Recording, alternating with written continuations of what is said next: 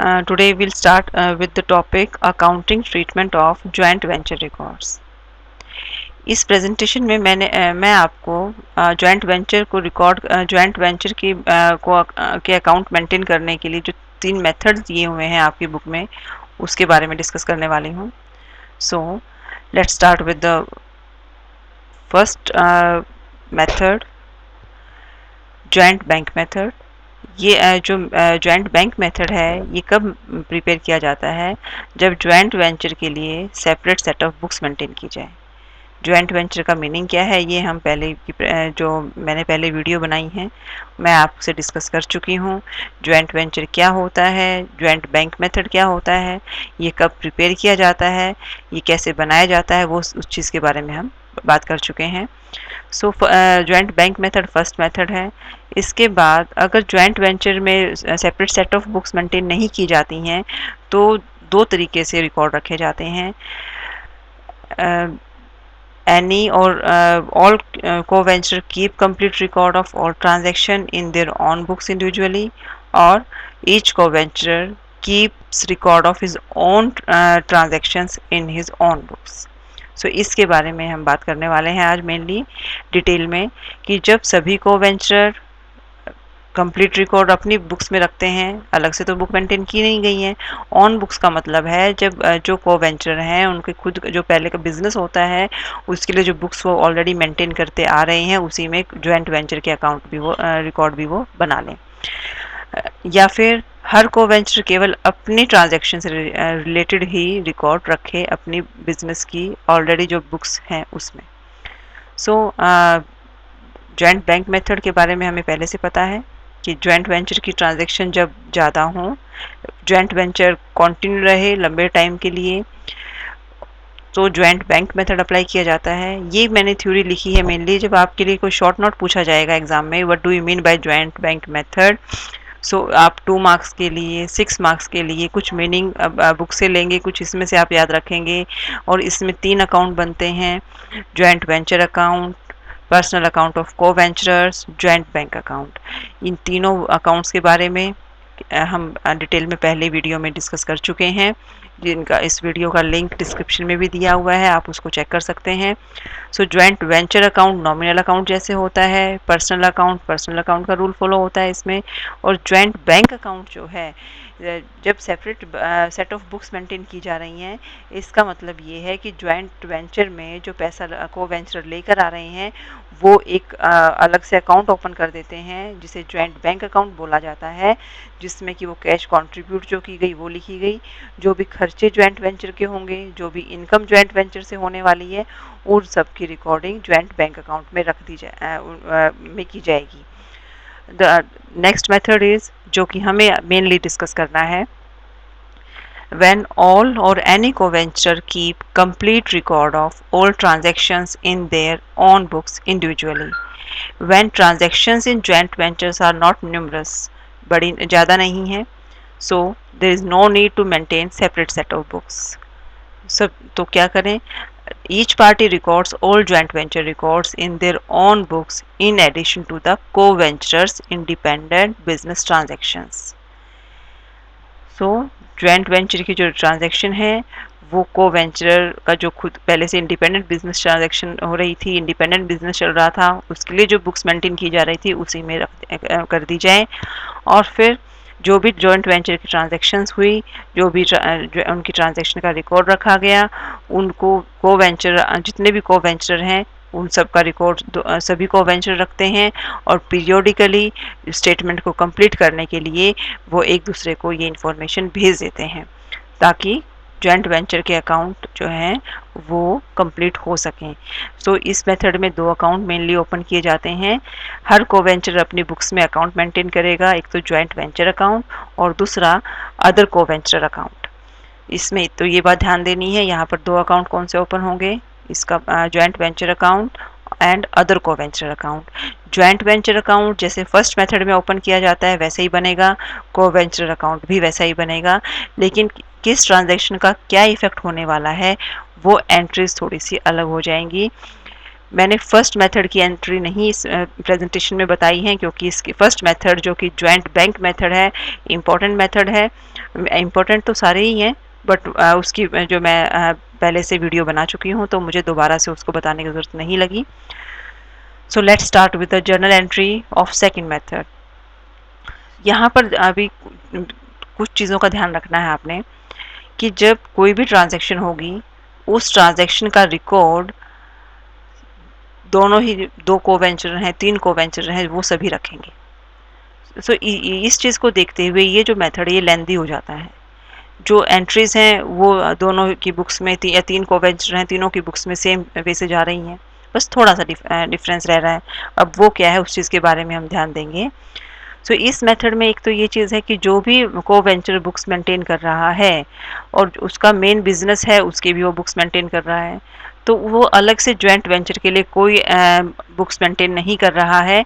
सो अगर कोई एसेट उसने परचेज की है, किसी भी कोवेंचर ने कोई एक्सपेंसेस उसने पे आउट किए हैं, या कोई भी मटेरियल परचेज किया है, तो उस केस में जॉइंट वेंचर तो डेबिट होगा, जैसे कि नॉर्मली होता है। जॉइंट वेंचर डेबिट हुआ एक्सपेंसेस से, नॉमिनल अकाउंट है, पर मटेरियल परचेज करने से भी हुआ।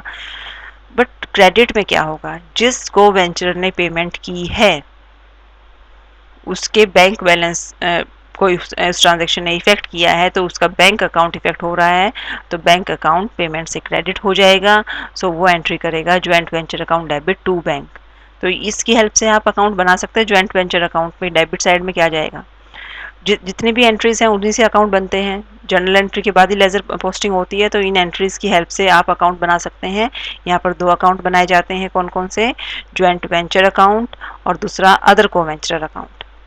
सो पहली एंट्री आपको क्लियर हो जानी चाहिए कि जब कोई एक्सपेंसेस पे आउट किए, कोई मटेरियल परचेज किया, जिसको वेंचर ने कैश में पेमेंट की है, उसका बैंक बैलेंस इफेक्ट हो रहा है, पैसा उसके पास से जा रहा है, इसीलिए उसने एंट्री कर दी टू बैंक।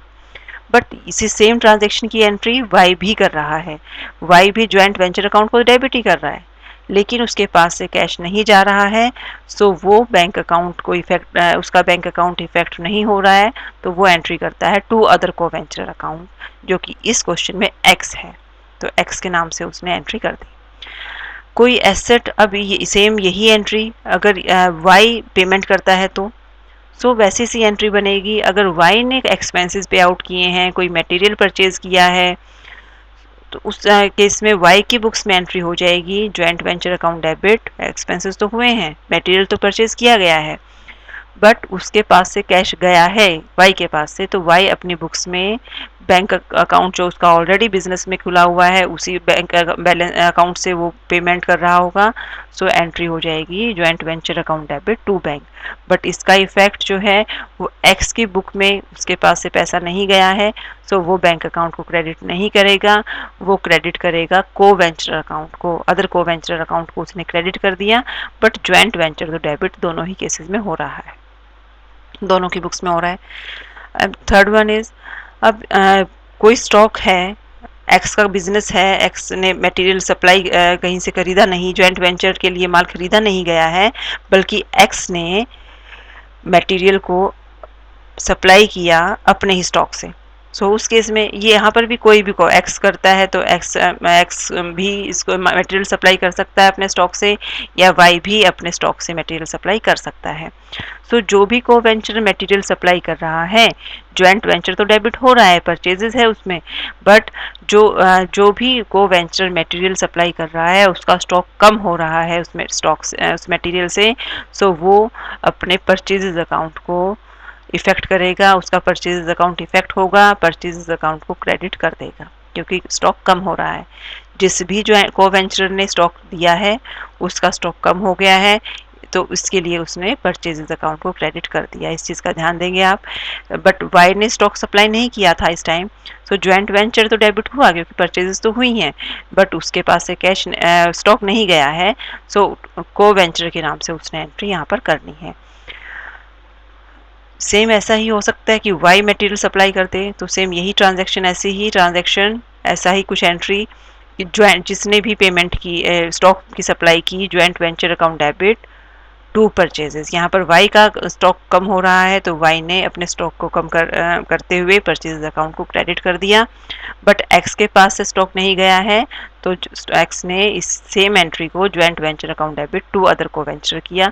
इस चीज़ का आपको ध्यान रखना है। अब नेक्स्ट एंट्री आती है आपकी, जब मटेरियल को सेल किया जाता है।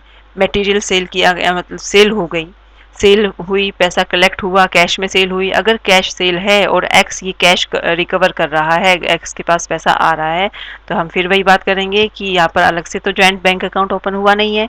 यहाँ पर जो बैंक अकाउंट ऑलरेडी खुला हुआ है बिजनेस ट्रांजेक्शन के लिए पहले से ही, वो आपका बढ़ गया है क्योंकि सेल कैश में हुई है। So bank account debit to joint venture, sale से ज्वाइंट वेंचर क्रेडिट हो जाता है। सेम ऐसा ही हमें करना है। बट अगर ये सेल क्रेडिट सेल है, इस केस में डेटर्स अकाउंट डेबिट हो जाएंगे, बैंक अकाउंट डेबिट नहीं होगा। So entry becomes debtors account debit to joint venture. Same इसी ट्रांजैक्शन की एंट्री वाई की बुक्स में कैसे होगी? वाई के पास से पैसा नहीं, वाई के पास पैसा नहीं आया, डेटर्स भी नहीं बढ़े हैं, सो उसने कोई एंट्री इन दोनों में से किसी चीज़ को डेबिट नहीं किया, उसने एक्स को वेंचर अकाउंट को डेबिट किया, बट क्रेडिट तो ज्वाइंट वेंचर होगा ही होगा क्योंकि सेल है। सेम यही ट्रांजैक्शन अगर वाई करता, वाई कैश में सेल कर रहा होता तो वाई बैंक अकाउंट डेबिट कर देता टू ज्वाइंट वेंचर, या क्रेडिट में सेल हो रही होती तो सेल अगर वाई कर रहा है क्रेडिट में कर रहा है तो वो debtor account debit to joint venture करता। और इसका इफेक्ट एक्स की बुक्स में, एक्स के पास से कोई कैश कलेक्शन नहीं हुई, कोई डेटर्स उसके नहीं बढ़े, सो वो वाई टू ज्वाइंट वेंचर कर देता है। तो सेल से, सेल हो, परचेज हो, एक्सपेंसेस पेड हो, क्लोजिंग स्टॉक हो, वो सब चीज़ों से ज्वाइंट वेंचर पर तो वही सेम इफेक्ट आना है। सेल से ज्वाइंट वेंचर क्रेडिट हो जाएगी, परचेज से डेबिट हो जाएगी, एक्सपेंसेस से डेबिट हो जाएगी। बट दूसरा जो इफेक्ट दूसरे अकाउंट पर आएगा वो किसके अकाउंट्स पर आएगा? जिसने वो रिलेटेड ट्रांजेक्शन्स की हैं उसके अकाउंट को हमने इफेक्ट करना है इन एंट्रीज में। ये इनका डिफरेंस है, इस मेथड का पहले मेथड से यही डिफरेंस है। अब बात आती है अनसोल्ड स्टॉक की। अगर ये अनसोल्ड स्टॉक एक्स ने ले लिया है तो एक्स जो भी कोवेंचर स्टॉक ले लेता है उसका स्टॉक बढ़ जाता है, परचेज अकाउंट डेबिट हो जाती है। बट क्लोजिंग स्टॉक है इसलिए ज्वाइंट वेंचर तो क्रेडिट ही होगा क्लोजिंग स्टॉक से। So entry will become purchase account debit to joint venture account. जिसने भी स्टॉक लिया है, यहाँ पर एक्स ने लिया है तो एक्स की बुक्स में purchase account debit to joint venture हो गया। बट वाई की बुक्स में जो इसकी एंट्री हुई वो क्या हुई? वो हुई X to joint venture. Joint venture तो क्रेडिट होगा लेकिन उसका स्टॉक बढ़ा नहीं, स्टॉक कम नहीं हुआ, तो इफेक्ट अदर को वेंचर के नेम से वो लिखेगा। इस चीज़ का बहुत ध्यान रखना है आपने। अब सेम ऐसा ही अगर ये अनसोल्ड स्टॉक जो है वो वाई ले लेता है तो क्या होगा? सो वाई की बुक्स में एंट्री इफेक्ट करेंगी क्या? परचेजेस, उसका स्टॉक बढ़ जाएगा तो परचेजेस अकाउंट डेबिट हो जाएगा। बट सेल है, क्लोजिंग स्टॉक है, सॉरी सेल नहीं है ये, क्लोजिंग स्टॉक है, तो क्लोजिंग स्टॉक से ज्वाइंट वेंचर अकाउंट क्रेडिट होता है। एक्स की बुक्स में क्या एंट्री होगी? एक्स की बुक्स में ज्वाइंट वेंचर तो क्रेडिट होगा बट डेबिट में क्या होगा? अदर को वेंचर का नेम यहाँ डेबिट हो जाएगा। तो आप ध्यान देंगे देखेंगे बार बार कि इफेक्ट ज्वाइंट वेंचर दोनों जगह पे सेम तरह से इफेक्ट डाल रहा है। ज्वाइंट वेंचर एक्स अकाउंट में भी ओपन हो, एक्स की बुक्स में भी ओपन हो रहा है, वाई की में भी ओपन हो रहा है, तो डबल डबल ओपन हो रहा है ये। तो ये चीज़ इसको लेंदी बना देती है इस मेथड को। इसी ड्रॉबैक को कम, इसी ड्रॉबैक्स को यही ड्रॉबैक होने के कारण थर्ड मेथड यहाँ पर हम सीखते हैं, वो हम अभी सीखने वाले हैं। अब बात आती है जॉइंट वेंचर में प्रॉफिट की। अगर किसी को वेंचर किसी जॉइंट वेंचर में प्रॉफिट हो रहा है तो प्रॉफिट और लॉस को कैसे डिस्ट्रीब्यूट करेंगे? ज्वाइंट वेंचर अकाउंट है, ज्वाइंट वेंचर का को डेबिट कर देते हैं प्रॉफिट से, तो ज्वाइंट वेंचर अकाउंट डेबिट हो जाएगा। लेकिन यहाँ पर ये बहुत ध्यान देने वाली बात है कि प्रॉफिट के शेयर से, जिसकी फॉर एग्जांपल एक्स को प्रॉफिट हुआ, एक्स की बुक्स में हम एंट्री कर रहे हैं, तो एक्स की बुक्स में और पहले से ही प्रॉफिट एंड लॉस अकाउंट बन रहा है, जो उसका ऑलरेडी बिजनेस चल रहा है, इंडिपेंडेंट बिजनेस ट्रांजैक्शन उसकी जो है ज्वाइंट वेंचर के अलावा, उससे उसे जो भी प्रॉफिट या लॉस हो रहा है तो उसका अकाउंट बना हुआ है। तो उसी प्रॉफिट एंड लॉस अकाउंट में ज्वाइंट वेंचर का प्रॉफिट भी क्रेडिट हो जाएगा। तो इस चीज़ पे बहुत ध्यान देना है आपने। जिसकी बुक्स ऑफ अकाउंट हम मेंटेन कर रहे हैं, जिसमें प्रॉफिट एंड लॉस ऑलरेडी बना हुआ है, तो उसमें ही जॉइंट वेंचर का प्रॉफिट हम क्रेडिट कर देंगे, बट वाई के शेयर से एक्स की बुक्स में 2y एंट्री हो जाएगी। So same as in books of B, in books of Y joint venture account तो डेबिट होगा, प्रॉफिट है, बट उस वाई के शेयर से profit and loss account effect होगा। वाई का प्रॉफिट एंड लॉस अकाउंट उसके ज्वाइंट वेंचर के प्रॉफिट से क्रेडिट हो जाएगा, बट एक्स का शेयर 2x लिखा जाएगा। तो दोनों की बुक्स में ये भी एंट्री हो गई। तो ध्यान देंगे आप, इस बुक्स में x हो रहा है, उसमें y हो रहा है, y की बुक्स में x से एंट्री हो रही है, x की बुक्स में y से एंट्री हो रही है। तो यहाँ जब को वेंचर के अकाउंट ओपन होंगे, x का अकाउंट ओपन होगा, y का अकाउंट ओपन होगा, तो हम पाएंगे कि कहीं ना कहीं इनके जो बैलेंसेस हैं वो सेम मिलेंगे। सो अब ये भी इसमें है कि एट द एंड हम क्या करते हैं, जब अकाउंट मेंटेन कर लिया हमने, अकाउंट प्रिपेयर हो गए, ज्वाइंट वेंचर अकाउंट बनाया, को वेंचर अकाउंट बनाया, ज्वाइंट वेंचर अकाउंट से हमें प्रॉफिट और लॉस पता चल रहा है, बट को वेंचर अकाउंट से हमें क्या पता चल रहा है। को वेंचर अकाउंट हमें पहले से पता है कि को वेंचर अकाउंट से पता चलता है balance of wise account in the books of A. X की बुक्स में वाई का अकाउंट ओपन किया हमने, वाई के बुक्स में एक्स का अकाउंट ओपन किया। ये दोनों ही अकाउंट क्या रिप्रेजेंट करते हैं, कितना अमाउंट पे करना है या कितना अमाउंट रिसीव करना है, सेटलमेंट करनी होती है जब अमाउंट की। तो ये चीज़ें हैं। दोनों ही अकाउंट के बैलेंसेस, एक का डेबिट बैलेंस होता है, एक का क्रेडिट बैलेंस होता है, सेम होते हैं, balance will be same but on the opposite side. तो ये चीज़ आप जब आपने ये मेथड समझा, उसके बाद इन एंट्रीज को आप बुक से पढ़िए और फिर आप एक न्यूमेरिकल करना शुरू कर दीजिए, जिससे कि आपका ये मेथड इजीली क्लियर हो जाए। Please go through your book also. Now third method is memorandum method. So अब इसमें क्या है, फर्स्ट मेथड क्या था हमारा, ज्वाइंट बैंक मेथड, जिसमें कि separate set of books maintain किए थे हमने ज्वाइंट वेंचर के लिए। सेकंड मेथड था जिसमें कि separate set of books maintain नहीं किए गए हैं, बट सभी को वेंचर, सभी ज्वाइंट वेंचर की ट्रांजैक्शन को अपने बुक्स में लिख रहे हैं। लेंदी प्रोसेस था, कुछ एंट्रीज दोनों ही बुक्स में हो रही हैं, तो डबल डबल लिखा जा रहा है, वेस्टेज ऑफ टाइम।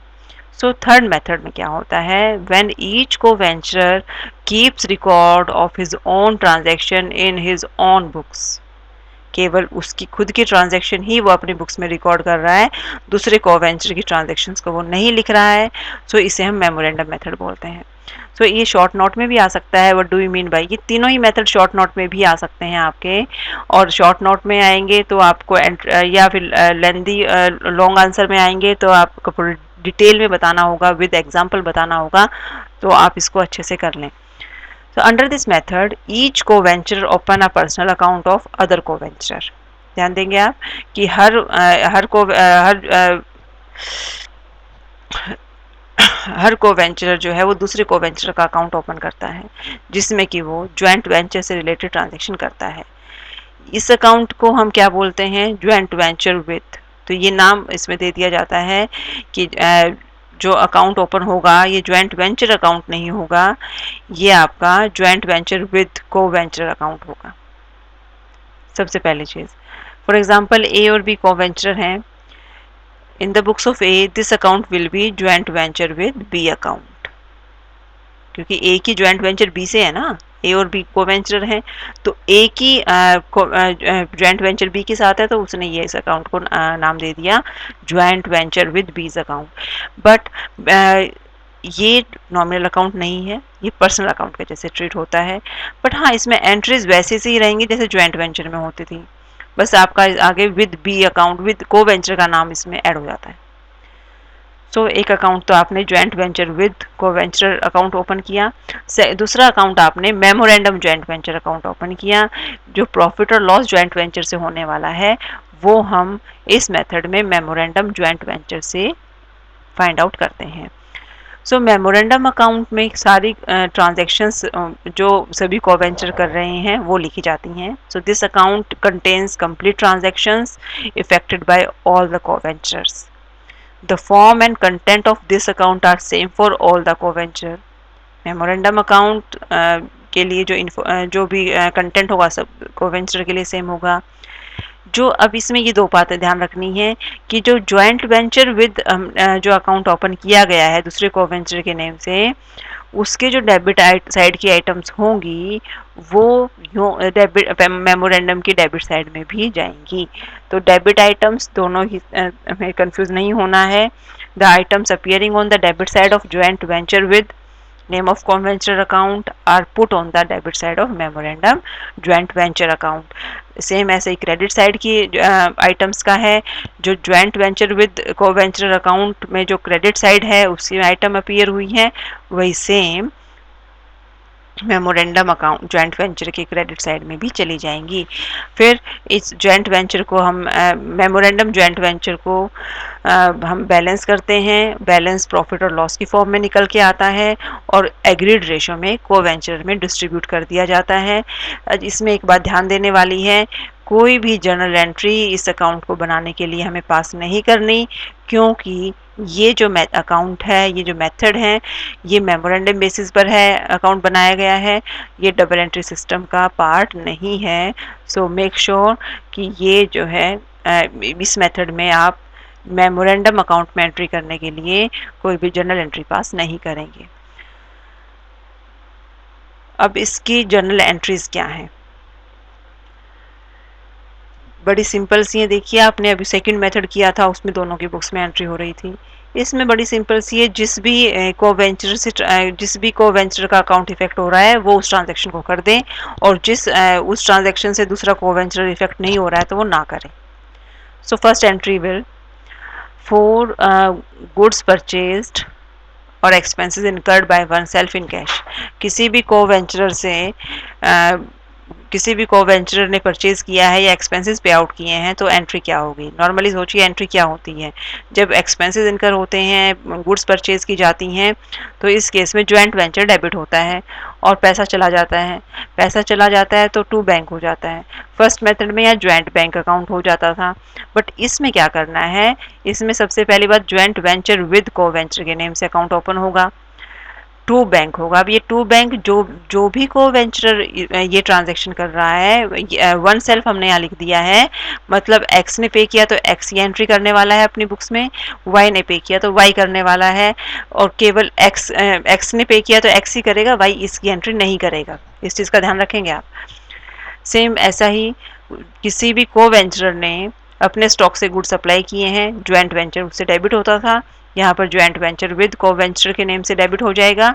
बट किसने स्टॉक सप्लाई किया है, अपने पास से किसने माल दिया है, किसका माल कम हो गया है. सो जिसने भी मटेरियल सप्लाई किया है, हमने सेकंड मेथड में इसके बारे में डिस्कस किया था, जो भी मटेरियल सप्लाई किया जाता है ज्वाइंट वेंचर में कोवेंचर के द्वारा, तो उस कोवेंचर का अकाउंट कौन सा इफेक्ट होता है? Purchases account. स्टॉक कम हो गया तो परचेजेज अकाउंट क्रेडिट हो गया, सो ये एंट्री हो जाएगी joint venture with two purchases account. अब सेल हुई, सेल की अमाउंट किसी एक कोवेंचर ने रिसीव कर ली, जिसने भी उस अमाउंट को रिसीव किया उसके पास बैंक बैलेंस बढ़ गया, बैंक अकाउंट डेबिट हो गया to joint venture with. Joint venture तो सेल से क्रेडिट ही होता है.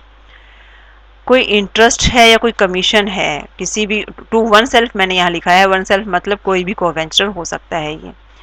सो इंटरेस्ट रिसीव होना है, कमीशन रिसीव होना है ज्वाइंट वेंचर से उसको वेंचर को, सेल के केस में, कैपिटल के केस में.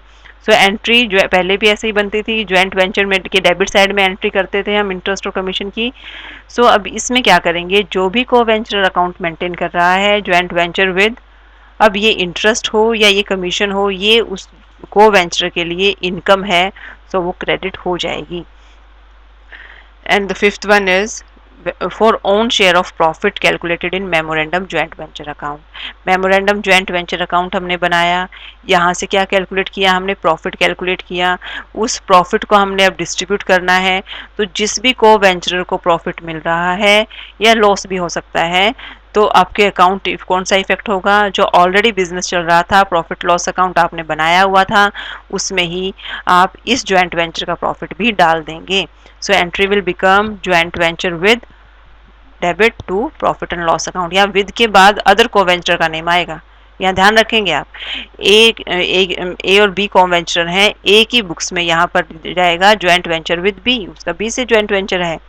बी की बुक्स में उसका बी का ज्वाइंट वेंचर ए के साथ है, सो ए के नाम से आएगा बी की बुक्स में. सो अगर ये एंट्री क्या होगी, प्रॉफिट और लॉस के अकाउंट में क्रेडिट हो जाएगा ये प्रॉफिट का शेयर, लॉस है तो एंट्री रिवर्स हो जाएगी, पी एंड एल डेबिट हो जाएगा ज्वाइंट वेंचर में. अब बात आती है सेटलमेंट की. जब को वेंचर के अकाउंट को सेटल किया जाता है, दोनों की बुक्स में अकाउंट ओपन हो रहे हैं. अब अदर को वेंचर से, अब यहाँ पर देखिएगा आप, अब इसमें ये एंट्रीज आपके पिछले वाले मेथड से अलग है. सो जब अदर को वेंचर से कुछ अमाउंट रिसीव होनी हो, सो एंट्री विल बिकम, जिसको भी रिसीव होना है उसका बैंक बैलेंस तो बढ़ने वाला है, कैश आने वाली है उसके पास, या फिर तो कैश और बैंक अकाउंट डेबिट हो जाएगा टू ज्वाइंट वेंचर विद. बिल्कुल इजी है, कोई दिक्कत नहीं है. अब यही कि अगर उसे पे आउट पेमेंट करनी हो, रिसीव्ड के केस में उसके पास पैसा आने वाला है तो कैश और बैंक बैलेंस उसका बढ़ गया, डेबिट कर देंगे. बट पेमेंट होने वाली है, उसने दूसरे को वेंचर को पेमेंट करनी है, इस केस में ज्वाइंट वेंचर विद डेबिट हो जाएगी, पैसा उसके पास से जाएगा. सो कैश और बैंक अकाउंट जो भी है वो आपका क्रेडिट हो जाएगा, बैलेंस कम हो रहा है. And the last entry is को वेंचर जो कि अनसोल्ड स्टॉक ले लेता है. सो कोई जो भी को वेंचर अनसोल्ड स्टॉक लेगा उसका स्टॉक बढ़ जाएगा. सो स्टॉक को बढ़ने को वो परचेज अकाउंट में डेबिट कर देगा, और टू दूसरी साइड में क्रेडिट साइड में क्या आ जाएगा, ज्वाइंट वेंचर विद. तो ये चीज़ें आपको बहुत ध्यान देनी है. सो ये आपका तीनों मेथड की एंट्री थी. बेटा आई होप कि आपको समझ में आ गए होंगे. तो इस चैप्टर से जो भी क्वेश्चन बनते हैं आपकी बुक के पीछे एक्सरसाइज में ये दिए हुए हैं, theoretical question, long answer type, short answer type. ये भी हो सकता है कि कुछ एंट्रीज दे दी जाएं, अनसोल्ड स्टॉक है जी, दो ए और बी को वेंचर हैं, अनसोल्ड स्टॉक ए ने ले लिया है, बताइए ज्वाइंट बैंक मेथड से क्या एंट्री होगी इसकी, separate set of books maintain नहीं किए गए हैं तो क्या एंट्री होगी, मेमोरेंडम मेथड से इसकी एंट्री क्या होगी. तो अलग अलग एंट्रीज बनती हैं, तो इसका ध्यान रखेंगे आप. तो बैक साइड में क्वेश्चंस दिए हुए हैं, लॉन्ग आंसर टाइप में सभी मेथड को पूछा जा सकता है, या किसी एक मेथड के बारे में विद एग्जांपल पूछा जा सकता है. ये जो एंट्रीज समझाई हैं उसके बेस पे आप अकाउंट प्रिपेयर कर सकते हैं. आई होप कि आप इसको अच्छे से करेंगे, समझेंगे. थैंक यू वेरी मच बेटा.